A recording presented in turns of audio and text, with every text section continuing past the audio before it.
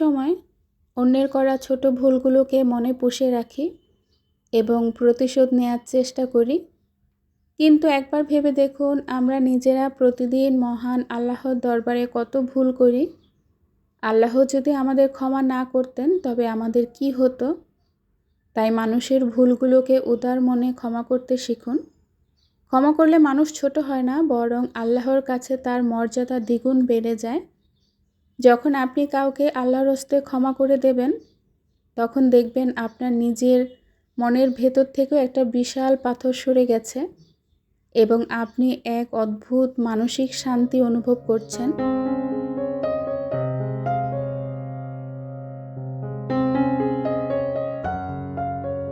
Hello everyone, আসসালামু আলাইকুম। আমি মুক্তা আছি আপনাদের সাথে। জীবনের ডায়েরি ইউটিউব চ্যানেলে আপনাদেরকে আরও একবার স্বাগত জানাই। দূরে এবং কাছে, দেশ এবং দেশের বাইরে যে যেখান থেকে ভিডিওটি দেখছেন, আশা রাখি সবাই ভালো আছেন। আলহামদুলিল্লাহ, আমরাও বেশ ভালো আছি। গ্রামে চলে যাব ঈদের ছুটিতে। যাওয়ার আগে আমার বারান্দার গাছগুলো একটু পরিচর্যা করে যাচ্ছি। সবগুলো গাছ আমি একদম পানি দিয়ে গোসল করে দিয়েছিলাম, ভরপুর গোসল, যাতে এক সপ্তাহ পর্যন্ত এই গোসলেই থাকে। আমি যখন গ্রামে চলে যাই তখন আমার গাছগুলো অনেকটা অবহেলা পায়। সেই জন্য আজকে চিন্তা ভাবনা করলাম সবগুলো গাছ একসাথে গোসলখানায় নিয়ে গোসল করিয়ে দেই, যাতে এক সপ্তাহ ওরা নিরাপদে থাকতে পারে, কোনো রকম পানির কষ্ট না হয়। এক সপ্তাহ পরে মোস্তাকিমের বাবাকে ফোন দিয়ে বলবো গাছগুলোকে আবার সুন্দর করে পানি দেওয়ার জন্য। গাছগুলো ধুয়ে কিছুক্ষণ গোসলখানায় রেখে দিয়েছিলাম, তারপরে বারান্দায় নিয়ে আসলাম। খুব সুন্দর করে বারান্দাটা মুছে নিয়েছি। তো প্রতিদিন সকালে যখন পানি দেই গাছে, তখন বারান্দাটা নোংরা হয়ে যায়। মনে হয় কি বারান্দাটা মোছাই হয় না, অথচ প্রতিদিন সকালে কিন্তু কাজকর্ম শেষ করে ঘর মোছার আগে বারান্দাটা মুছে নেই। তো যাই হোক, এখানে গাছগুলো পানি দিয়ে ধুয়ে দেওয়ার পর খুব বেশি সুন্দর লাগছে, ফ্রেশ লাগছে। পানি পেয়ে গাছগুলো অনেকটাই সতেজ হয়েছে।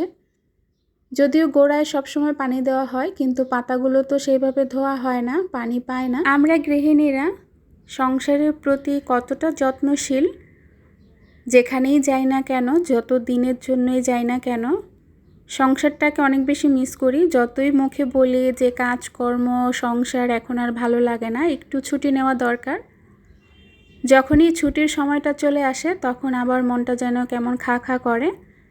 কোথাও যাওয়ার আগে পুরো ঘরটাকে আবারও পরিপাটি করে একদম গুছিয়ে রেখে যাই।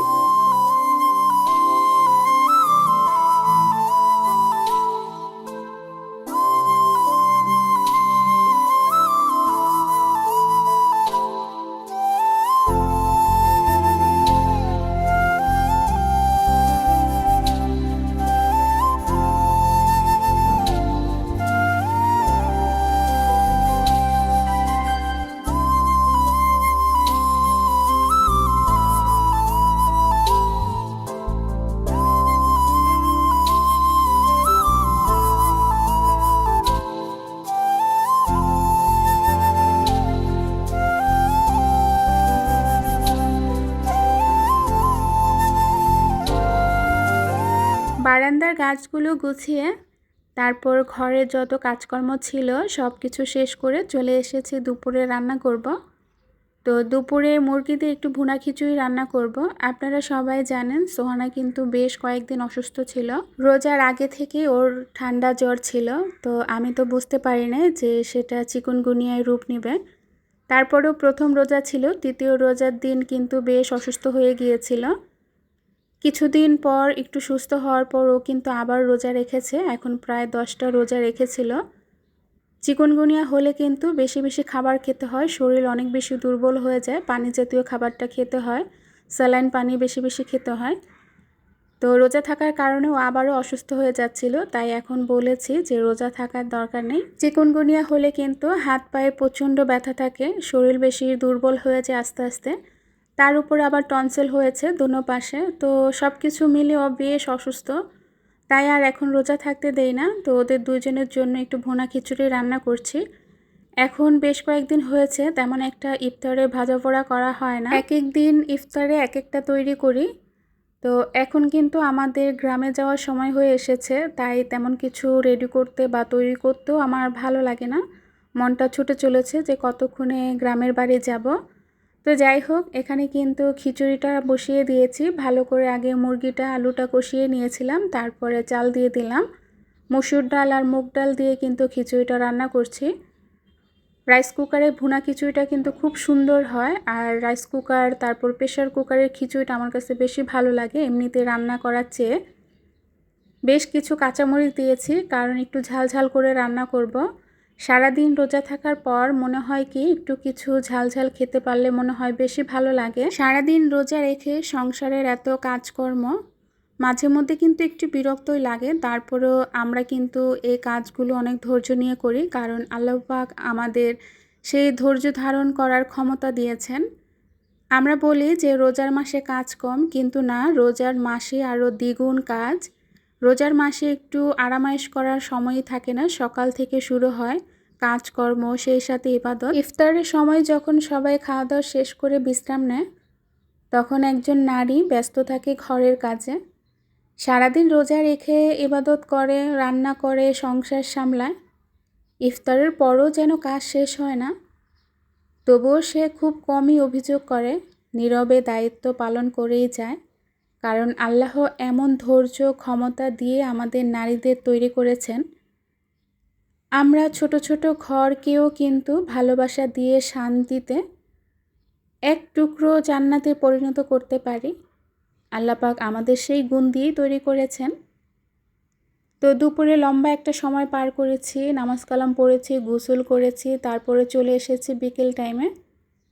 আজকে যেহেতু হালিম রান্না করব, তো হালিমের যে ডালটা ওইটা গরম পানি দিয়ে ভিজিয়ে রাখছি।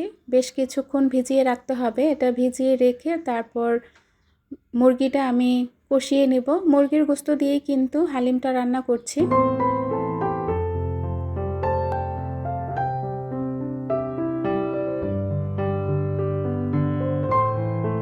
দেখতে দেখতে রোজা কিন্তু প্রায় শেষের দিকে।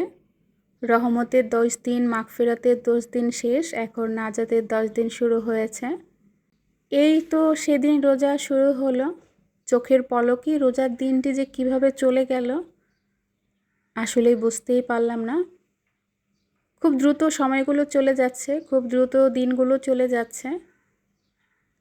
আমরা সবাই এই নাজাতের 10 দিন আল্লাহর কাছে বেশি বেশি করে নিজেদের ভুলের জন্য ক্ষমা চাইব, অতীতের গুনাহর জন্য ক্ষমা চাইব। আল্লাহ পাক যেন আমাদের রোজার উসিলায় অতীতের সমস্ত গুনাহ মাফ করে দেন, এবং আমরা যেন নিজেদেরকে সঠিক পথে পরিচালনা করতে পারি, সঠিক পথের দিকে আমরা এগিয়ে যেতে পারি। তো ভিউয়ার্স, এখানে কিন্তু মুরগির গোশতটা কষিয়ে নিচ্ছি। সামান্য পরিমাণ কষাবো, যেহেতু ডালটা অনেকক্ষণ জাল করতে হয়, ফুটতে অনেকটা সময় লাগে। তো মুরগিটা সামান্য পরিমাণ কষিয়ে নিয়েছি 5 মিনিটের মতো। এখন যে হালিমের প্যাকেটের ডাল ভিজিয়ে রেখেছিলাম সেই ডালটা দিয়ে দিব। তো তারপরে পরিমাণ মতো পানি দিব, ফুটতে যতক্ষণ সময় লাগে, তারপরে হালিম রেডি। তো রাঁধুনি হালিম মিক্সটা রান্না করতে বেশি সময় লাগে না, এটা যেহেতু রেডিমেড থাকে। শুধু মাংসটা কষিয়ে প্যাকেট মশলাটা দিয়ে তারপর ডালের মিশ্রণটা দিয়ে দিলেই কিন্তু হয়ে যায়। রেডিমেড হালিম রান্নাটা কিন্তু একদমই সহজ। আর মুরগির গোশত দিয়ে কিন্তু হালিম গরুর গোশতের চেয়ে কোনো অংশে কম মজার হয় না। আমি যেহেতু প্রায় সময় হালিমটা রান্না করি, বা বাচ্চারাও অনেক বেশি পছন্দ করে, আমার কাছে মনে হয় কি দোকানের হালিমের চেয়ে ঘরে রান্নাটা বেশি ভালো, স্বাস্থ্যকর। তো যাই হোক, এখানে পরিমাণ মতো পানি দিয়ে দিলাম, এখন শুধু হওয়ার অপেক্ষা।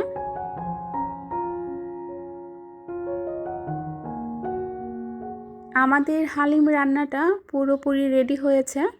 এখন শুধু বাটিতে বেড়ে তারপর হালিমে যা যা দরকার হয়, শসা কুচি, পেঁয়াজ কুচি, ধনিয়া পাতা কুচি, কাঁচামরিচ কুচি, সেই সাথে বেরেস্তা দিয়ে পরিবেশন করব।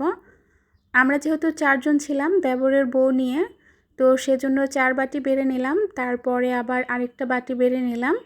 আমাদের পাশের ফ্ল্যাটে নতুন ভাড়াটে এসেছে, ওনাদেরকে 1 বাটি দিব সেই জন্য। তো ভিউয়ার্স, আমাদের হালিম রান্না সেই সাথে ভিডিও শুরু থেকে শেষ পর্যন্ত আপনাদের কেমন লেগেছে আপনাদের মূল্যবান মতামতটা অবশ্যই কমেন্টসে জানাবেন।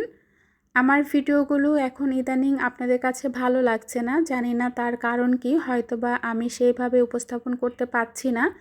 আমি নিজে থেকেও বুঝি যে আমি ভিডিওগুলো আগের মতো অত সুন্দর করে তৈরি করতে পারি না। কারণ কি জানেন, আমার সেই মন মানসিকতা এখন নাই যে ভিডিওটা খুব সুন্দর করে তৈরি করব, আপনাদের সাথে খুব সুন্দর করে উপস্থাপন করব। কেন জানি দিন দিন ভিডিও করার আগ্রহটা কমে যাচ্ছে, তেমন একটা ভালো লাগে না ভিডিও তৈরি করতে বা ভিডিওটা খুব সুন্দর করে উপস্থাপন করতে। আমি যেহেতু ইউটিউবে 2 বছর ধরে কাজ করছি, তাই এখানে কিন্তু অন্যরকম একটা মায়ার জায়গা তৈরি হয়েছে, সেই জন্য চাইলেও ছেড়ে যাওয়া সম্ভব হয় না। তো ভিউয়ার্স, আজ ভিডিওটা এখান থেকে শেষ করব, একদম শেষে চলে এসেছি।